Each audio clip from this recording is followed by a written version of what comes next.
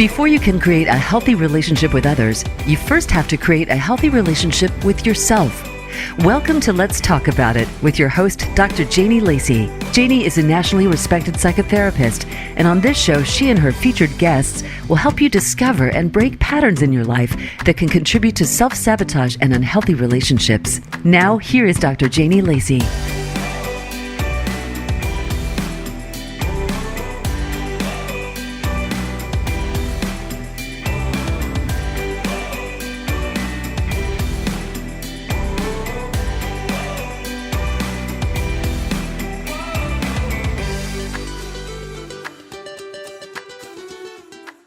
Another episode of Let's Talk About It with Janie Lacy. You know, sometimes it seems as if the world is just full of selfish people who have no thought for others except how to use them for their own purposes. Their needs are more important than anyone else's, and they expect to be accommodated in all things. They can't seem to see the bigger picture or to comprehend why they might not always come first. Their expectations have almost a childlike quality. Often we give in to them because it seems safer to not rock their boat, yet they don't mind rocking ours. We all know people like this. We sense that something is wrong, but we can't quite put our finger on what it is. We are most affected in our intimate relationships with friendships, lovers, and family that give life its richness and meaning. By its very nature, this sickness, we'll call it, isolates us from one another and from reality. And it stands between us and all that we can hope to have and be. Its name is narcissism. I cannot think of another credible, reputable male relationship expert other than Stefanos Sifandos. We're going to just call him Steph. Beautiful name. It is with distinct pleasure I welcome you to the show, Steph. Oh, thank you for having me. Pleasure to be here. Movies and television shows such as American Psycho, Basic Instinct, Gone Girl, and Big Little Lies, just to name a few, entertain us with the main characters with narcissistic personality disorders. But if you have been in a relationship with someone with narcissistic traits, it's no laughing matter. So we're bringing you nothing but everything that you need to know tonight about narcissism. And in particular, we're going to be focusing on, because we have relationship expert Steph here to help us break it down, in particular around the male narcissistic characteristic traits for women. So I'm just going to kick it off with you, Steph. I mean, what would be some clues that someone is in a relationship with a person that has narcissistic traits that will make it a challenge to be in a healthy relationship with them? Yeah, so there's not official criteria for NPD or narcissistic personality disorder, and I'll go through those briefly. But it's really, when you're with a narcissist, it's what's the combination of these traits that are coming up on a frequent basis, on a regular basis. They're consistent. You're noticing these, and this is what the important part of. Am I with someone that is a narcissist, or am I with someone that carries strong narcissistic behavior? So we're looking at the official criteria. It's this grandiose sense of self-importance. They prioritize themselves over everyone else. There can even sometimes be this illusion that their importance, their sense of self-worth trumps everybody else's. There's this preoccupation and of fantasies of success and power and autonomy and sovereignty and brilliance and beauty, and these idealistic values that they have, and that they have this belief that they're special and unique, and can only be understood by, or should associate with, other elite people in their class. And you can see this leak out in their conversations, in who they're spending time with, in what they're speaking about often. So you can be mindful about that. Is where are they placing themselves in terms of in comparison to the echelons of society? Narcissists will have this need for excessive admiration. They need to be seen. And when they're not, they fall apart. They really do. They have a sense of entitlement, or can be known as, in more colloquial terms, as chip on the shoulder. That can be something that's very obvious as well. It's like when something goes wrong, they get flustered, they get upset. Well, that shouldn't happen to me. I deserve better. And so dealing with difficulty can be very, very challenging as well for someone with narcissistic personality disorder or someone that carries strong narcissistic traits. They exploit other people. So hyper selfish, they leverage the weakness or sensitivities or kindness of other people as well.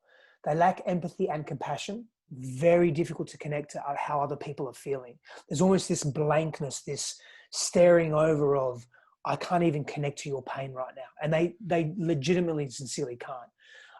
They have a envy of others, and they believe that others envy them. And so jealousy is a very strong characteristic with a narcissist. And the final, the final 9 official criteria is this arrogance and haughty behaviors or attitude in life. It's this, I'm better than. And they're the 9 official characteristics or criteria rather, but we can go a little deeper if you want. Well, thank you so much for breaking that down. Yes, there are many. I'm sure as people are listening or watching, they can relate with some of those. And you said something about that they cannot or have difficulty connecting with the pain of others.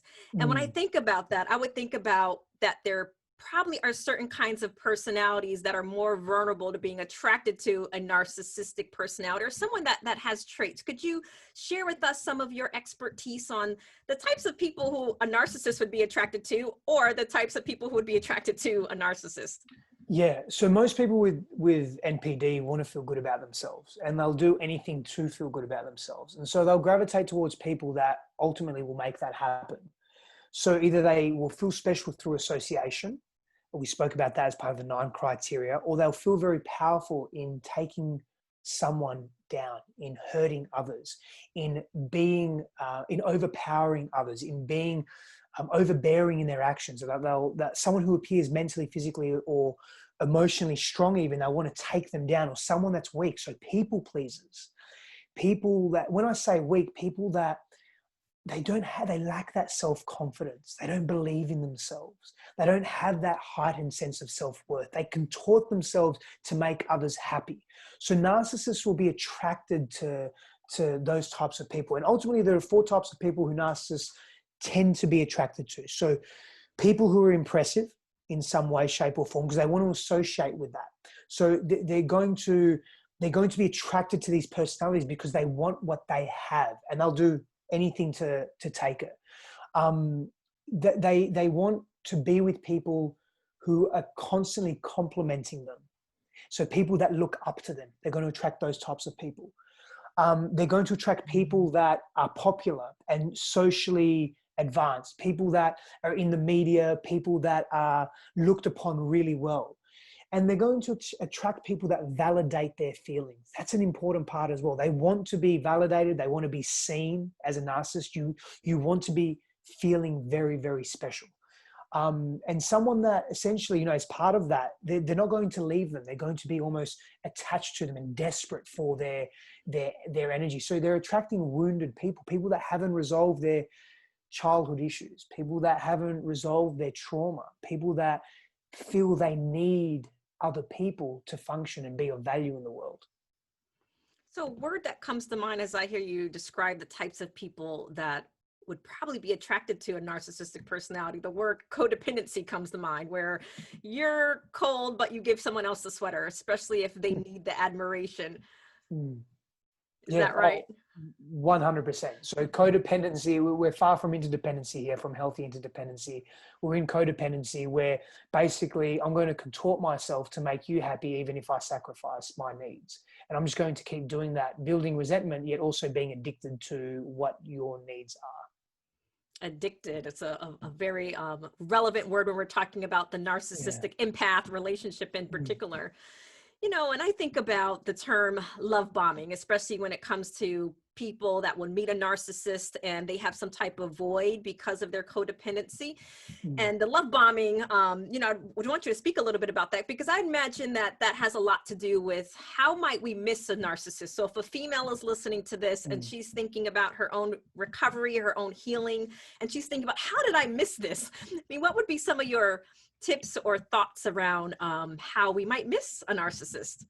They're super charming and they're super believable. And that makes it difficult to not spot a narcissist. And when I say they're super believable, they're going to say anything and everything they can to get what they want. And so there's lies and manipulation there. And because they believe generally their own lies and their own manipulative ways, it becomes very difficult to spot a narcissist. Gaslighting is a part of that as well. And so you end up thinking, oh, maybe I'm at fault. Maybe it's me. Maybe I need to make the adjustments. Because there's that reversal of, oh, what I'm seeing here maybe isn't happening. And narcissists can be very convincing of that. You know, they'll feed you compliment after compliment after compliment and make you feel better about yourself as well.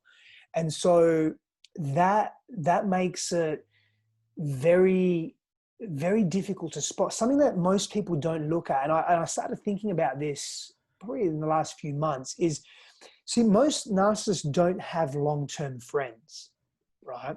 And so you think about that, well, that's a warning sign, sort of, isn't it? Because if you can't sustain long-term friendships, isn't that an indication of your ability to be trustworthy and reliable and in integrity and so forth? And one may say yes, but here's the thing. Because they don't maintain long-term friendships, like any relationship, when you first meet, or any relationship that's novel and new, there's this honeymoon period. It's called the limerence phase, right? Where the hormones are high, whether it's a romantic partnership or a friendship. And so there's this almost this closeness that comes. And so when you asking the example of a female, when a female meets the narcissist friend, she observes, oh, he's really close with his friends, he's joyful, there's fun there, because they're in the hormonal stage, the limerence phase of meeting each other as friends. And so there's an illusion that, oh, he's actually got close friends. And so we don't think to say, oh, how long have you been friends for? Or we just admire the connection itself. And that can be something that we miss as well. And, you know, another thing, I want to come back to the gaslighting part, because you're constantly worried about you. You're feeling anxious. You're often apologizing to them. You're making them the hero. You're wondering, oh, am I being too sensitive? Am I making mistakes? You're losing your confidence. And so you become reliant on them. So you miss how they are behaving because you are internalizing how they are actually behaving. And what I also hear in that stuff is they can be popular. So if they're popular, we can have the illusion that they are well known or well respected or well liked. And I know sometimes when you kind of drill down in some of that, sometimes the popularity are people who will come around them but don't really know them.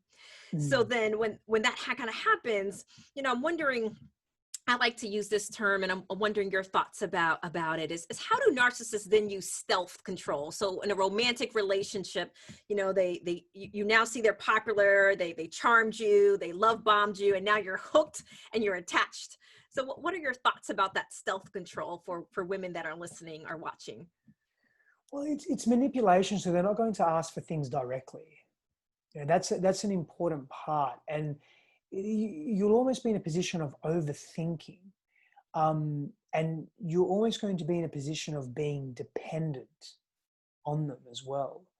That they will manipulate events and situations. They'll manipulate memories or situations that happen, and it's that stealth control. It's all really around gaslighting. For me, that's how I see it. That's how I see it. It's that gaslighting. Oh no, that didn't happen that way. Or they'll say yes, then they'll say no.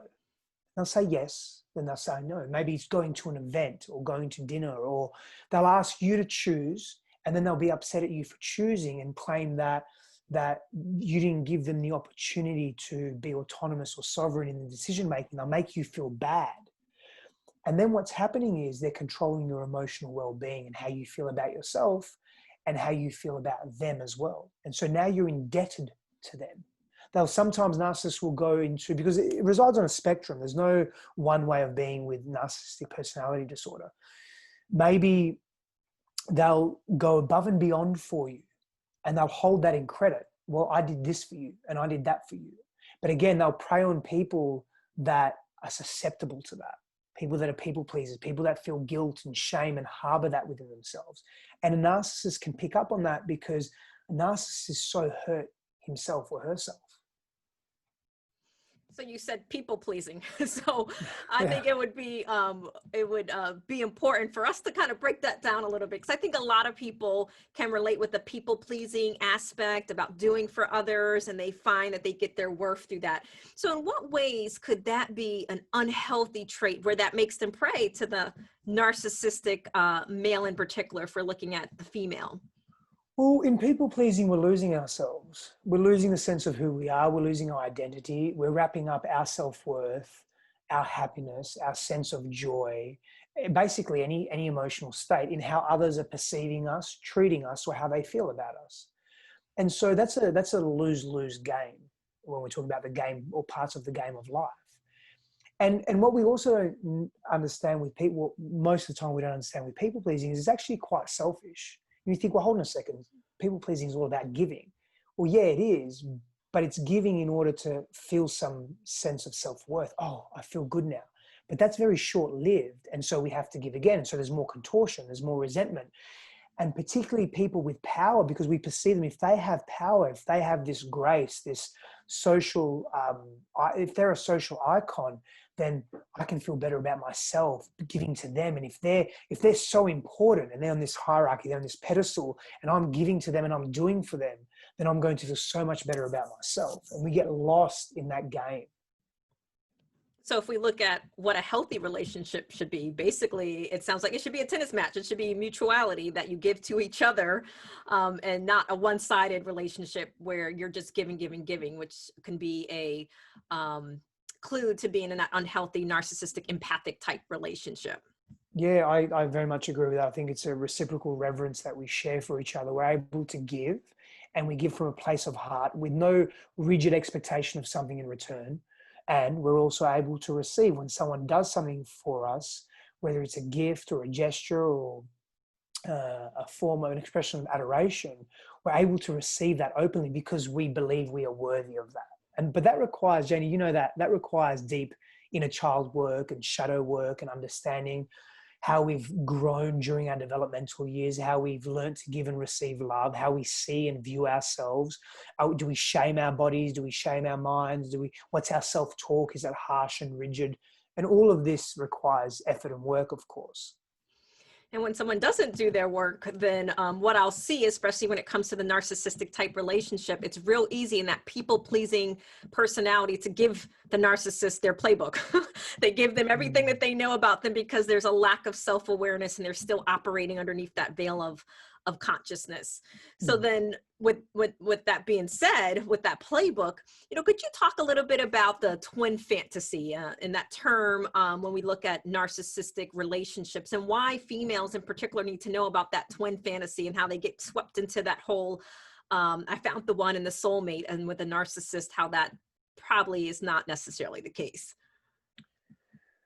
And in that sense, that twin fantasy is about, or we're alike, we're very similar. And so we all want to be in the in-group. This is an evolutionary thing. We don't want to be in the out-group because once upon a time, hundreds of thousands of years ago, millions of years ago, even thousands of years ago, in a very volatile environment with apex predators far bigger than us, it really was a strength in numbers game. And so if you're in the out-group, or you're part of the out-group, you're probably going to die fairly quickly.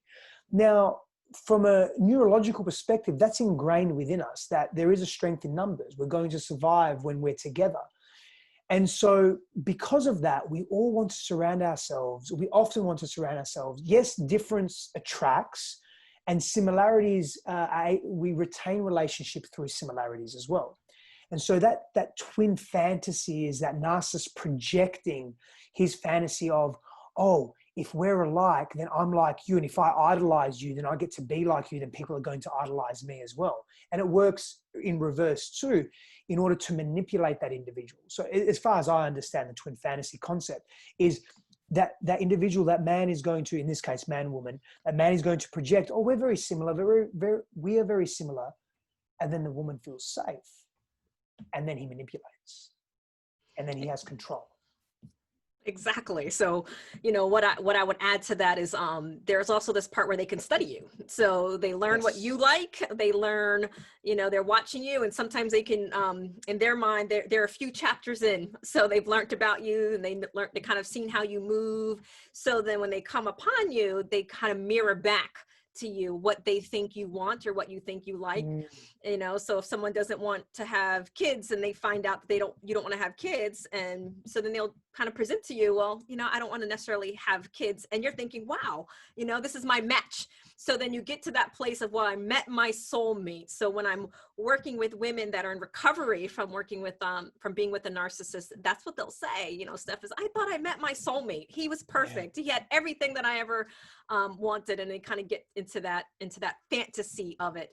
And that's where I go back to in the beginning, that love bombing. They're showering you, they're all about you. And if you have not done your inner child work, if you haven't done your work, they're going to fulfill that void, especially if you have that hero fantasy, someone's going to come in and rescue me, and they just come in and do that. And I think about that scene from Gone Girl where Nick kind of meets Amy, and they're meeting in the bar, and Nick says to Amy, I'm going to be the one who pretty much rescues you when she asks who you are.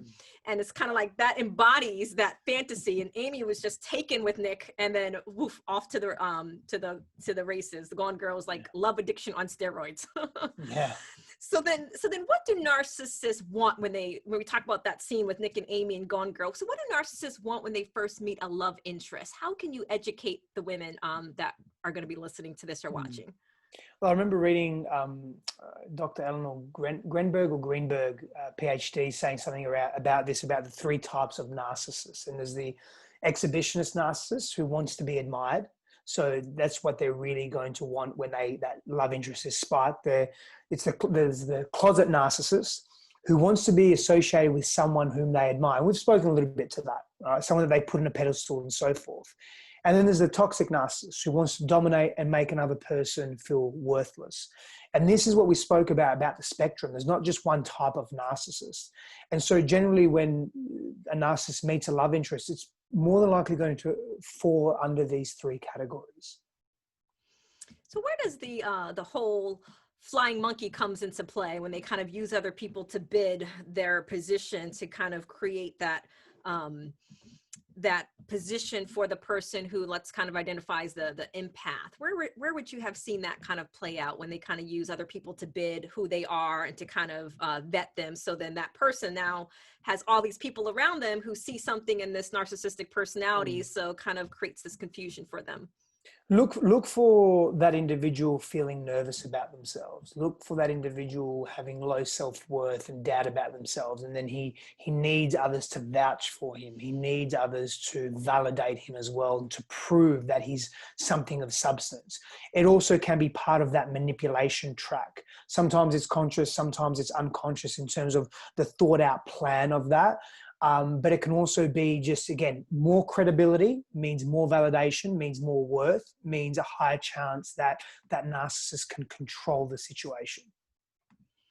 So then you made a comment earlier about the inner child work. So when we kind of look at a narcissist in particular, if we kind of go back to the development of the narcissistic personality, I mean, what would be some of the things that you've seen in your work with men to kind of create that type of trait or personality?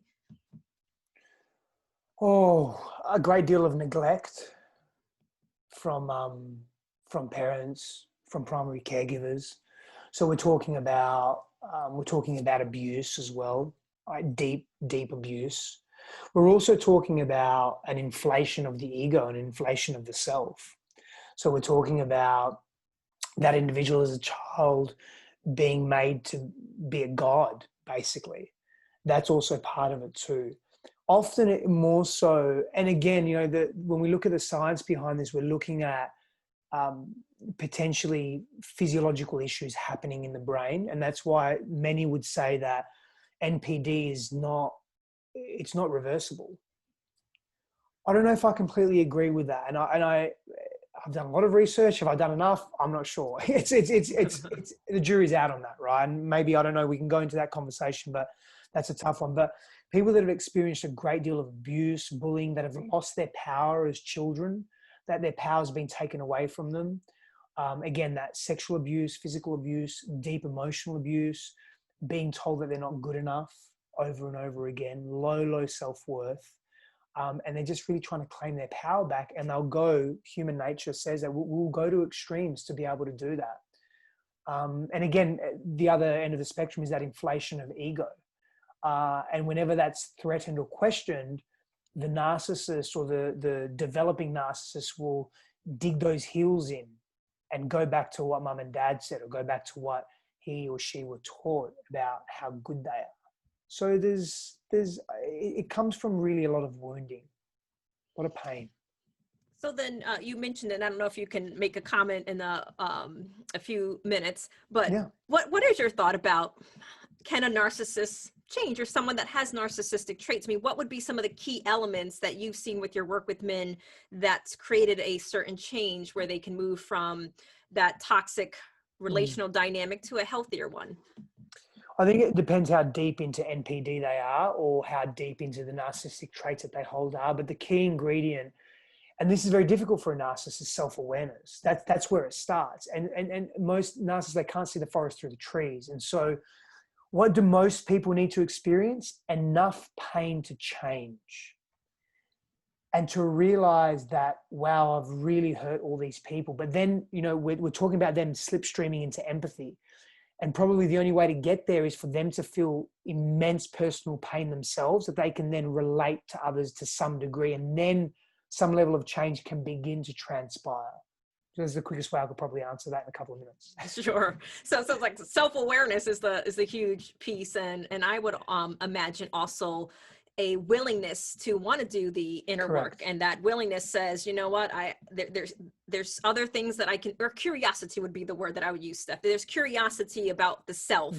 And there would be that way to be able to, because if there's curiosity, then there's a way to now want to unpack why I am the way that I am. Let me look at, not to blame my childhood, but let me understand what was developed inside of me that I could be recreating certain traumas in particular. I feel that curiosity, and I completely agree with you. I feel the curiosity, the exploration, the willingness. For me, from what I've witnessed in men in my experience, it comes from them experiencing immense pain and immense loss. And not to the point where they dig their heels in or dig their feet in and say, right, I'm done. I'm going to hurt others now so I never get hurt, but to the point where there's a surrender. So they'll go one of two ways. When they surrender into the pain, then shift and transformation is possible. Surrender. I love that word. So what would it look like in a practical sense for a man to surrender? What does that mean? To seek help.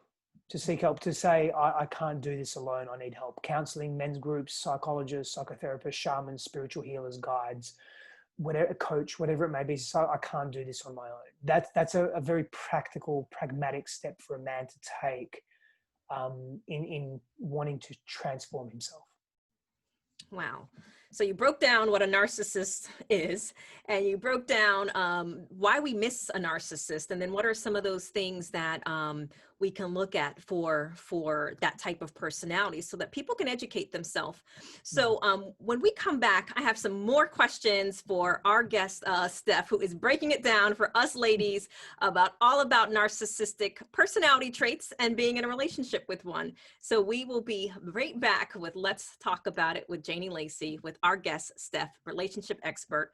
And I will consider one of the experts on men personalities who I trust, and he is joining us today with Let's Talk About It with Janie Lacy. We'll be right back after this commercial break.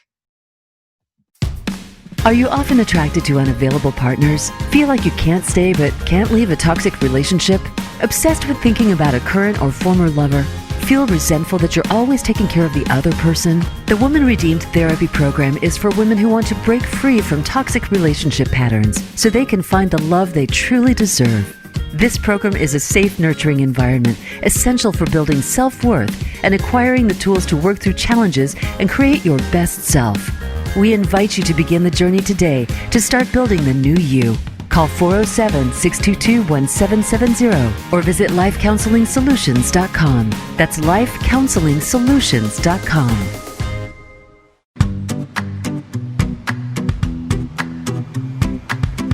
You are listening to Let's Talk About It with Dr. Janie Lacy. To reach the show today, please call into 1-888-346-9141. That's 1-888-346-9141. You may also send an email to Janie at lifecounselingsolutions.com. Now back to Let's Talk About It.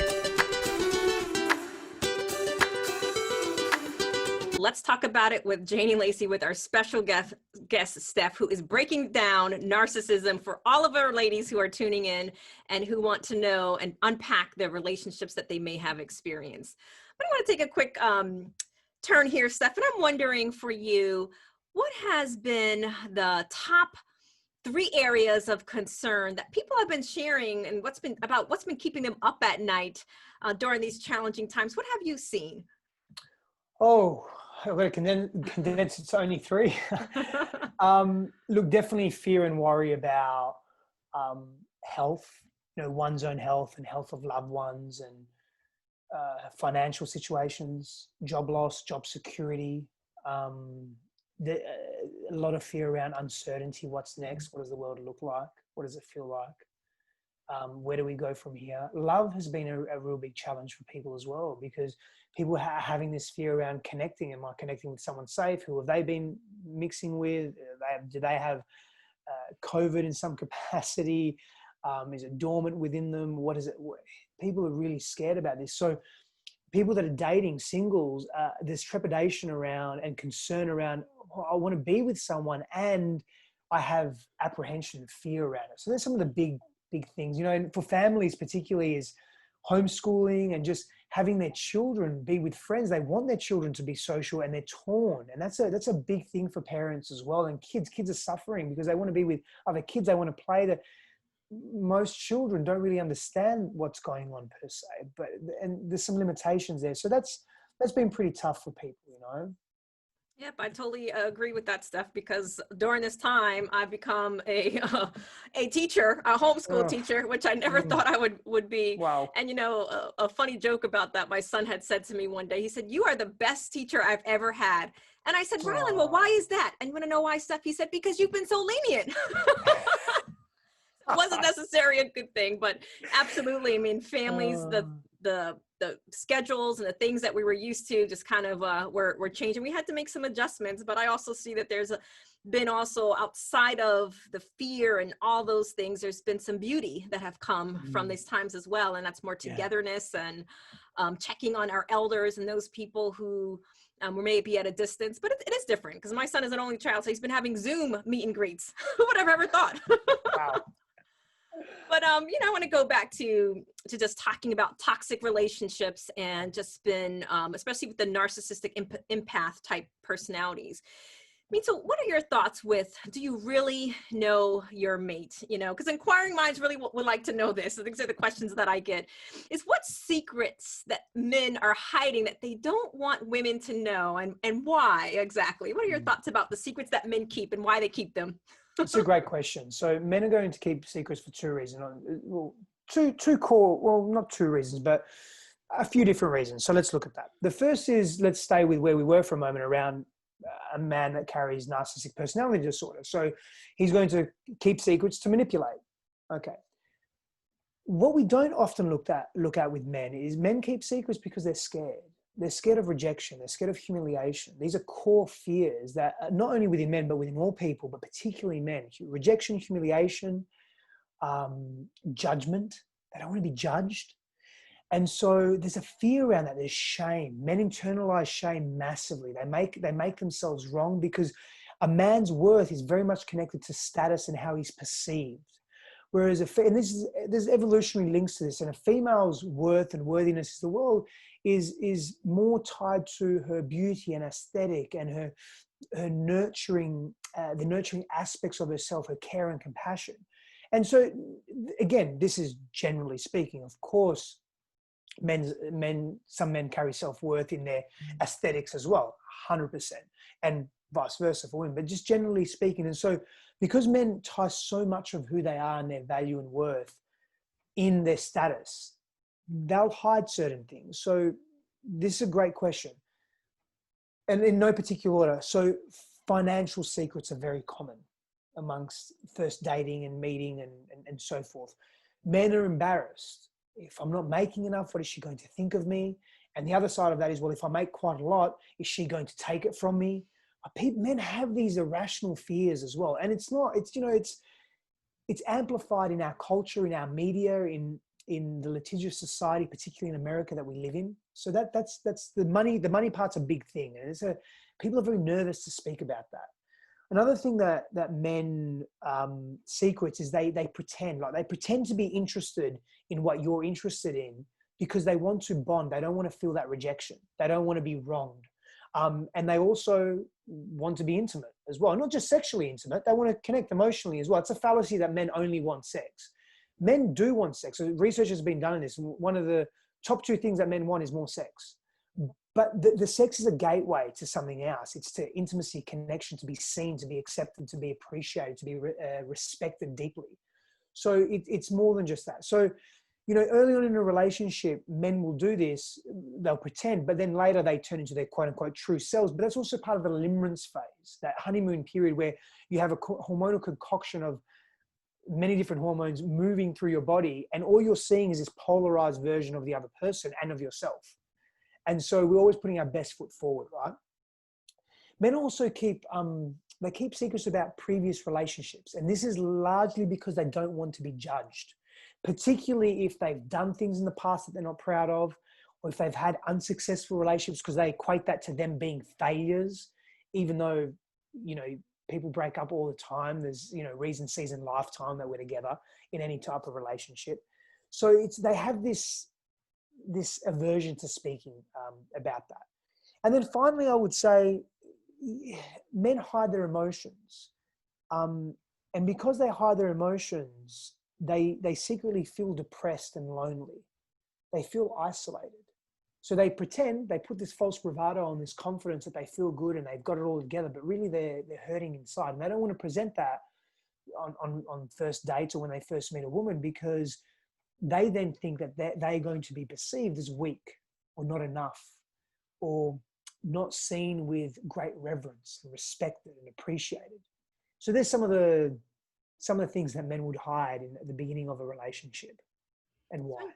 So when you talk about the emotional aspect or the lack of emotional regulation with depression and those types of things, I'm wondering what you can say to this, because sometimes I'll often see with the narcissistic type personality, addictions will come into play to kind of have those numbing agents, in particular like gambling, sex addiction, substance and alcohol. I'm wondering what you see with the men that you work with that would fit that type of narcissistic. Would that be part of some of the secrets that they keep?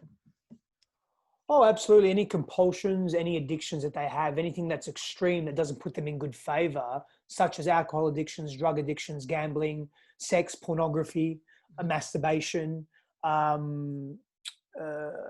even a leaning into high risk behavior, whatever that may be. It could even be crime to some extent. They'll definitely hide that for sure. So then when we look at, we'll call them narcs. So when narcs want to control everything, and sometimes what I'll see, it's hard for them to, a narcissistic or a narc, hard for them to trust an actual loyal person, and especially because of their own past relationships. And in your opinion, like, why would that be if someone's listening to this and they know that they're loyal? And because what I'll hear from some of my women stuff is that they know that they've been loyal. They are falling into that people pleasing, codependent. I do everything for him, but yet I feel like I'm explaining myself for being just trustworthy, and when I'm really a loyal, trustworthy person. Well, narcs, they're actually very vulnerable. They're quote unquote weak. I don't like to use that, but there's a weakness in their psychological, emotional constitution. And so they really suffer from they experience alienation, isolation, emptiness, power. They feel powerless most of the time. That's why they're in this manipulative control often. They lack meaning in their lives. They really assign their meaning vicariously through others that they admire and so forth. And so there's extreme vulnerability there. And because of that, they crave power and they trust no one. And they want to control everything and everyone in their environment. And their own feelings. They want to control their own feelings. They want to control the feelings of others, how others see them. And displaying any vulnerable feelings such as shame, sadness, fear, that's already difficult for men because of cultural and even biological conditioning. So we very quickly move to secondary emotions such as anger to mask those intense feelings. Again, evolutionary reasons for this, cultural reasons for this. So someone that's a narc, that's even amplified more so. And so their defense mechanism is, well, I'm just going to hurt others, or I'm going to pretend to be this person. But that's obviously not sustainable for most people in a relationship. So then with that being said, then why do women think that they can change a man that they are dating or choose to marry after cleaning, laundry, cooking, sexing him, all that stuff, and they feel like they've become, I call it, they get into performance and auditioning roles. So they're performing and auditioning, trying to get that love, but then the man still isn't faithful. So I kind of always get this question, and I'm sure the women want to know from a male perspective, why that is. Why does that still occur? For women, why that still occurs for women? Right, that the man would still be unfaithful to them. Oh, well, because he's not connected to himself. So the man's continuing to behave in any and every way he wants because that woman is lacking that woman is lacking high self-worth and is carrying low self-worth, and basically believes that I'm not going to get any better, so I'm just going to keep staying here. So she's enabling that behavior. Now, it's not her fault. He's responsible for his actions, but it's for him in his mind. It's like, well, why should I change? She's just going to keep doing all these things for me. She's going to keep being here and I get to live my life how I want. I'm not going to look at my stuff. My life is made. And it's that type of attitude, complete disregard for the woman, complete disregard for the amazing things that she does for him. And those amazing things that she does for him are also coming from a place of hurt and pain and unresolved fears and wounding. And so we have to do our own deeper inner work and get really clear on, hey, this is who I am and I deserve more. I'm not going to tolerate this. Because you know that old saying, you don't know what it's got you don't know what you have until it's gone. You don't know what you got till it's gone. And if that woman isn't stepping into her power and owning what she deserves, that person's just going to keep doing that because it serves him. It's easy. Why wouldn't he? He's all about short-term gratification and short-term pleasure. He's not evolved in his being. He's not interested in what we spoke about before, reciprocal reverence. That's not where he's at. He's in that stage one, hyper selfish, what can I get from the relationship? So what comes to mind as you draw out that example is almost as if let's call it the empath, the codependent, the people pleaser, can also enable some of that. If she's in that performance, I'm auditioning for his love and I'm going to try to sex him enough, cook him enough, try to do all these things and just keep doing more and more and more until she completely depletes herself. Yeah. And I know another common question that I'll get from women in particular, if we kind of use the narcissistic terminology, the supply, right? He's getting his supply from her. He's getting the admiration, all that stuff. He feels in control. And then in the unfaithfulness, he finds new supply, the new, as you look at the limbic system and all that stuff that's happening and she doesn't yet know him. But what happens when what I'll hear is like, they'll ask, well, why does he come back? So he'll go away, and get his new supply or whatever that may be, but he'll eventually come back to me in particular, is what I'll hear from the females. Could you speak to that so that the females who are listening can get the knowledge that they need as to why a narcissist will come back of his new supplies and living up to his expectations?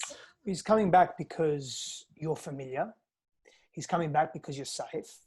He's coming back because he needs his ego stroked and he knows he has social proof and he has a historical analysis of proof in his mind, memories that you can do that for him.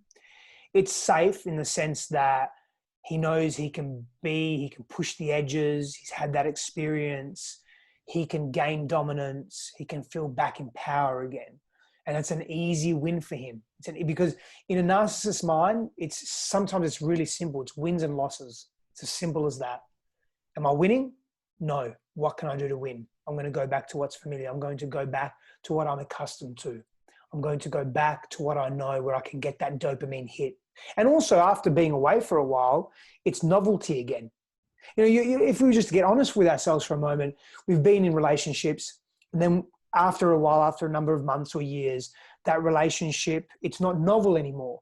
And then we break up and then we find ourselves sometimes later a month, a few months, a few weeks, thinking about that person and becoming aroused, whether it's emotionally aroused, sexually aroused, because there's a novelty there, because there's been a big space and break, and there's also other elements to that. But part of it is because there's almost novelty again in that.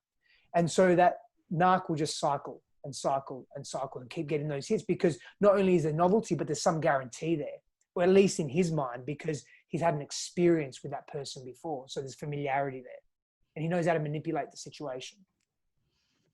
So then with the female codependent or the female empath or the female victim in the relationship, we can use those words interchangeably.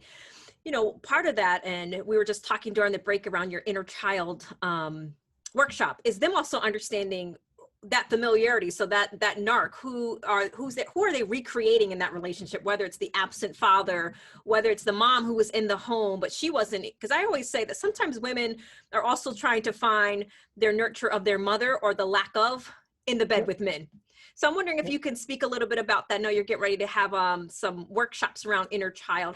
What could you say to a female about her inner work and what she's chasing? Because what will happen is sometimes females will know cognitively, okay, this is not healthy, but yet we'll still chase. It's like the back walking away. When he's pulling away, she's chasing and she's going after him. I mean, what are some of the key things to kind of kick their mindset to think about what they need to heal when it comes to that recreation of potential trauma in their history?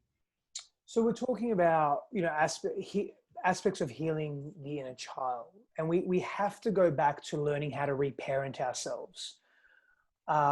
Because otherwise what we're doing is we have this unconscious expectation around, oh, I need my parents to solve my problem for me. Or the only way I'm going to feel better about myself is through how my parents see me. So learning to reparent ourselves is very, very important. When we're talking about healing the inner child, it's learning to be playful again. It's learning to love ourselves in kindness and compassion. It's surrounding ourselves with people that support our dreams and allow us to dream big, that don't shame us. It's making peace with our past by feeling those big feelings in a supported way.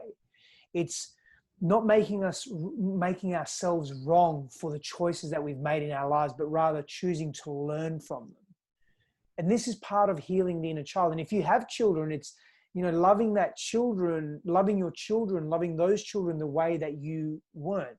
It's also going through a process of primal release. And what that means is sometimes it's not about understanding our feelings. It's not even having to understand the mother wound or the father wound, which aren't formal diagnoses, but it's just releasing. It's primal screaming. It's hitting pillows. It's moving our bodies. It's getting out of the mind a great deal. And this, you know, the inner child work and trauma is part of that. So how do we heal from trauma? We develop emotional resilience and toughness by moving through different challenges and overcoming those micro and macro challenges. It's appreciating our bodies at a deeper level. It's reframing our limiting beliefs. It's beginning to believe in real love, authentic love and intimacy. So where can we be intimate with ourselves? It's exploring the world with wonder and curiosity, which is what you mentioned earlier. It's forgiving ourselves. But again, before we forgive, we have to feel the unfelt feelings that were experienced during particular times in our lives that we've neglected. We surround ourselves with people that we trust, respect, and revere. So we have a real sense of, oh, I can trust another human being. There's so much to this, Janie. I can keep going on and on about this. No, it's perfect, because I think it's exactly what people need to hear. But I want to pull out a few nuggets of that, is that to heal is not just a cognitive process. We store trauma in our body. There has to be either a somatic experience. There has to be, you know, polyvagal. There's all different types of things that people can do to get in their body. And you were mentioning some physical things, you know, and, you know, I brought our Women Redeemed group to we're getting ready to go to the rage room, right? So we've done some work around healing some of their inner child, and then we're specifically identifying different parts of that, and then we're going to the rage room to release some of those things physically. Because what will happen, and you're speaking to this, is that if we do not heal, or females do not heal, you know, they may have been with John, but now they're going to find Charles, who they're going to realize that I thought I left John behind, but Charles is going to be another John, if we're going to continue that repetitive cycle. Yep. So then with that being said, if you could just say a few things, I think this goes right into healthy relationships, because I believe that if women in particular don't know, they haven't seen it in their own family, or they haven't experienced it, they can be educated and learn a few pillars of what a healthy relationship would look like. So when they're moving forward in their own healing, this is kind of the measurement. If this doesn't line up with what I know, even though I haven't experienced it, what could you say as far as some healthy elements to what a healthy relationship should look like when she's healing and moving out of that narcissistic repetitive cycle, and she wants to move more towards a healthier relationship? Yeah, you're looking for, so essentially, I suppose what you're asking is what does a woman look for in a man, or in herself, or both? In a man, a healthy relationship with a man. We're looking at heterosexual relationships. Yeah, of course. So looking at a man, looking at his friends, does he have long-term friends? Has he got intimate connections with other women as well at a friendship level? That's really important, just at a platonic level. Does he carry healthy routines? Does he look after his physical body? This displays levels of confidence and resilience and reliability and trust in his own body as well, that he can go through difficulty, that he's willing. Does he carry willingness, a sense of willingness to want to work through difficult situations if they come to him? Is he clear on who he is as a man? Has he got clarity on his purpose and his vision? Is he a giving person? Is he able to receive? These are important elements as well. We're talking about an awakened man, a healthy man, because that wounded man fears the unknown. That wounded man is spoiled, is disregarding, he's careless, he's not considerate. So consideration is the man that you're looking. Is he considerate? Is he compassionate? But is he also, I don't want to use the word stoic, but is he patient and responsive to life, not reactive? Is a man clear in his commitments? Because, we have that Peter Pan man as well, that non-committal man that just keeps floating around and fears commitment. We have those men that are dominating and scrutinizing and demanding. So is your man more open-minded and open-hearted, not rigid in who he is, believes in his ideals, holds his ideals true, knows who he is, can carry articulate conversation in various areas of life? And that's someone that is well informed, but he's not completely rigid to those areas. You look for a man that is considerate. Look for a man that is consistent in his behavior, that is reliable, that carries integrity, what he says he does. These are important things to look for. Look for a man that doesn't play games. Now, there's nothing wrong with playing that game when you first date. I'm not talking about that game of that sort of cat and mouse. I'm talking about the game where a man is manipulating a situation and not getting back to a woman because he wants her to get back to him, because he wants to feel better about himself, and he's testing how much she cares for him and so forth. They're games. We don't need those. Well, I believe if there was a assembly line and those men were made, that company would be making a lot of money, Steph. There's many men out there. There's many great men out there in that way. I can tell you that. Absolutely. So as we get ready to close down, I'm wondering how people could reach you, or if there's anything that you have going on, if they want to follow or work with you. Of course, growwithsteph.com is a great place to start. So STEF, growwithsteph.com, and you'll have access to my main website there. But there's a heap of freebies there for you as well. Mini breathwork courses, a love block assessment to understand why you may be experiencing love blocks in your life, and anywhere on social media at Stefanos Sifandos. Well, thank you so much, Steph. I certainly appreciate you being here and your friendships and all of the work that you do in our healing community. So we just hope that this show has inspired you to look in the mirror and take an inventory of your relationships. You want to make you your number one priority, because narcissistic people will try to pull you into only focusing primarily on their needs. So think about what your life goals and aspirations are and become laser focused on them. Remember that words must be backed by action, and stay in reality. So you know when the smoke screen appears, are you getting your needs met? Reciprocated relationships is a must. No more one-sided relationships. So until next time, this is your host, Janie Lacy.